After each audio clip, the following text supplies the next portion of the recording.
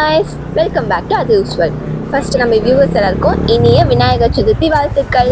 காலையில எழுந்தது முதல்ல விநாயகர் வாங்கறதுக்கு தான் கடைக்கு வந்திருந்தோம். இங்க நிறைய டிஃப்ரெண்டான கலெக்ஷன்ஸ்லாம் இருந்துச்சு. பாப்பா இப்பதான் கொஞ்சம் கொஞ்சமா ஃபெஸ்டிவல்ஸ் பத்தி தெரிஞ்சுக்க ஆரம்பிச்சிருக்காங்க. ஸோ அவங்களுக்கு ஒரு புது எக்ஸ்பீரியன்ஸா இருக்கணும்னு சொல்லிட்டு விநாயகர் செய்யற இடத்துக்கே அவங்களை கூட்டிட்டு வந்து நிறைய இந்த மாதிரி பெரிய பெரிய விநாயகர்லாம் வச்சிருந்ததெல்லாம் காட்டணும். அவங்க ரொம்பவே எக்ஸைட்டடா ஃபீல் பண்ணாங்க. நாங்க வேற எங்கேயும் கூட்டிட்டு வரல, இங்க இருக்க கொசப்பேட் தாங்க. ஃபைனலா கடைக்கு வந்துட்டு நாங்க விநாயகரும் வாங்கிட்டோம். இந்த விநாயகர் தான் நாங்க இந்த தடவை வாங்கியிருக்கோம். கோல்ட் பெயிண்டிங்லாம் பண்ணி ரொம்பவே அழகா இருக்காங்கல்ல. வாங்க இப்ப வீட்டுக்கு போயிட்டு இந்த விநாயகர் அழகா டெக்கரேட் பண்ணிடலாம். போற வழியில இந்த மாதிரி நிறைய விநாயகர் கோயிலா இருந்ததுங்க. அங்கெல்லாம் அழகா லைட்டை போட்டு டெக்கரேட் பண்ணி வச்சிருந்தாங்க. ஸோ செலிப்ரேஷன் கூட இங்கே ஸ்டார்ட் ஆயிடுச்சு. இப்போ விநாயகரை வீட்டுக்கு கூட்டிட்டு வந்துட்டோம். அவருக்கு ஃபர்ஸ்ட் பொட்டு வச்சுட்டு அதுக்கப்புறமா அவரை டெக்கரேட் பண்ண ஸ்டார்ட் பண்ணிடலாம்.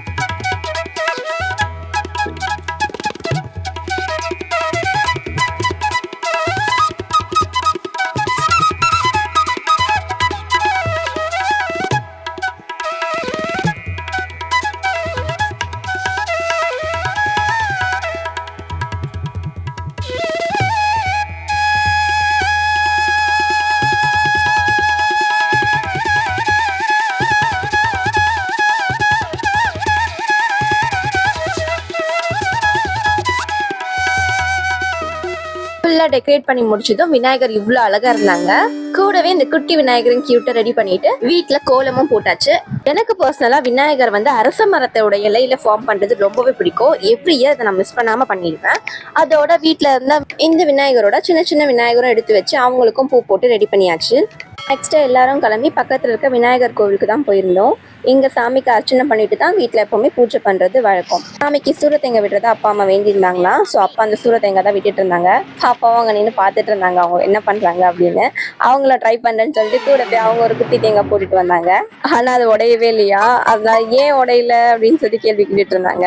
அப்புறமா எங்க ஏரியால வச்சிருந்த பிள்ளையாரை பார்க்கலான்னு சொல்லிட்டு இங்க வந்திருந்தோம். ஒவ்வொரு ஏரியாலையும் ஒவ்வொரு பிள்ளையார் வச்சிருப்பாங்க இல்லையா. அந்த மாதிரி எங்க ஏரியால வச்ச பிள்ளையார் இவங்க தான். ரொம்ப அழகா இருக்காங்கல்ல. எனக்கு அவங்க தலையில இருக்க ஃபெதர் தாங்க ரொம்ப பிடிச்சது. விநாயகர்லாம் பார்த்து நாங்க அப்படியே அங்கிருந்து வீட்டுக்கு கிளம்பிட்டோம். எப்பவுமே போன்ல கேமரா ஆன் பண்ணதுமே பாப்பா குடு குடு குடுன்னு ஓடிடுவாங்க. இன்னைக்கு என்னன்னு தெரியல, ஒரு ஜாலி மூட்ல ஒரு ஹாப்பி வைப்ஸோடு இருந்திருக்காங்க.